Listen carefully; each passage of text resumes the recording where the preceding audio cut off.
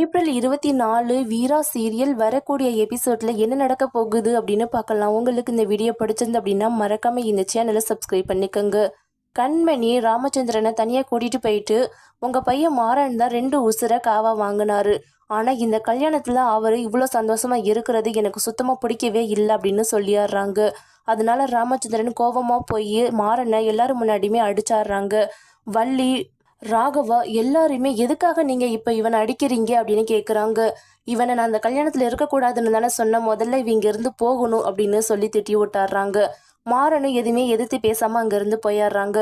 வள்ளிக்கு பயங்கரமா கோவம் வருது. உனக்கு என்னென்ன கிறுக்கு பிடிச்சிக்குச்சா? எதுக்காக நீ பெத்த பிள்ளைய எல்லாரும் முன்னாடியுமே அசிங்கப்படுத்திக்கிட்டு இருக்கிற? அந்த குடும்பத்துக்காக உன் பிள்ளைய நீயே கையை நீட்டி அடிப்பியா? எல்லாரும் முன்னாடியுமே நீ அடிக்கிறியே. அவன் ஒரு டைம் உன்னை கை நீட்டி இருந்தா உன்னோட மரியாதை என்ன இருக்கு? கொஞ்ச நேரம் யோசிச்சு பாக்குறியா? அவன் சின்ன பிள்ளையா அப்படின்னு சொல்லிட்டு இருக்கிறாங்க. ஆமாப்பா, நீங்க மாறனை அடிச்சது ரொம்ப தப்பு, நீங்க பண்றது கொஞ்சம் கூட சரியே இல்லை அப்படின்னு சொல்றாங்க ராகவாவும். அதெல்லாம் உங்களுக்கு எதுவுமே தெரியாது, பேசாம போயிருங்க அப்படின்னு சொல்லிட்டு போயிடுறாங்க. அதுக்கப்புறமா வள்ளி தனியா நின்று அழுதுகிட்டு இருக்கிறாங்க.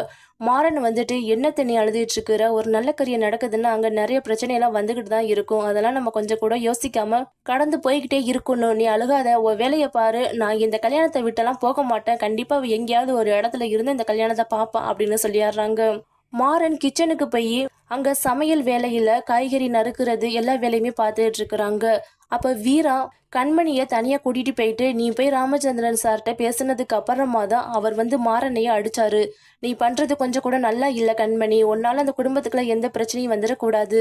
நீ மாறனை மன்னிச்சுதான் ஆகணும். என்ன பிரச்சனை வந்தாலும் நான் உன்னைய விட்டு கொடுப்பேனா? இல்ல இல்ல, அதே மாதிரிதான் ராகவாவுக்கு அவர் தம்பி. எதுவா இருந்தாலும் அவர் தம்பியை எப்படி விட்டு கொடுப்பாரு? கொஞ்சம் நீ பொறுமையா தான் போகணும் அப்படின்னு சொல்றாங்க. அங்க இருந்து போயிடுறாங்க வீரா. அப்பதான் கண்மணி நினைக்கிறாங்க, நான் அவன் அந்த வீட்டை விட்டு துரத்தி அனாதையை ஆக்கணுங்கிறதுக்காக தான் நான் அந்த வீட்டுக்குள்ளேயே போறேன். அவனை நான் உயிரோடையே விடுறேனான்னு தெரியல. நீ என்னடானா என்னைய மன்னிக்க சொல்றியா அப்படின்னு சொல்லிட்டு இருக்காங்க அவங்களுடைய மனசுக்குள்ள. ராகவா எங்க இருக்கிறான்?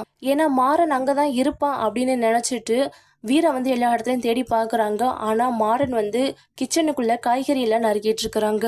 அதை பார்த்து ரசிச்சுக்கிட்டு இருக்கிறாங்க வீரா. மாறன் பார்த்த உடனே, என்ன மேனேஜர் அம்மா, என்ன வேணும் உங்களுக்கு? எதுக்காக கிச்சனுக்கு வந்திருக்கிறீங்க? எனக்கு ரோஸ் மில்க் வேணும் அப்படின்னு கேட்குறாங்க. ரோஸ் மில்க்லாம் தீந்துருச்சு, முதல்ல நீங்க இருந்து கிளம்பு, இங்க நிறைய பசங்கள்லாம் வந்துட்டு இருப்பாங்க அப்படின்னு சொல்லி அனுப்பி வச்சிடுறாங்க.